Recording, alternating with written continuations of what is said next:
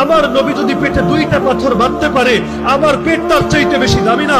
আমার নবীর দাঁত যদি শহীদ হতে পারে, আমার দাঁত তার চাইতে বেশি দামি না? আমার নবীর গালে যদি চড় মারা হতে পারে, আমার গাল তার চাইতে বেশি দামি না? আমার নবীর চেহারায় যদি থুতু মারা হতে পারে, আল্লাহর কসম আমার চেহারা তার চাইতে বেশি দামি না? আল্লাহর নবীর চাচাকে যদি 70 টুকরা করে তার কলিজা চিবিয়ে খাওয়া হতে পারে, আল্লাহর কসম আমার বাপ চাচা তার চাইতে বেশি দামি না? আরে আল্লাহর দ্বীনের জন্য যদি আল্লাহর নবীকে কাবা ছাড়তে হয়, মক্কা ছাড়তে হয়, পবিত্র ঘর ছাড়তে হয়, আমার ঘর, আমার এলাকা, আমার দেশ তার চাইতে বেশি দামি না? আমার মসজিদ, আমার মাদ্রাসা, আমার খানকা তার চাইতে বেশি না?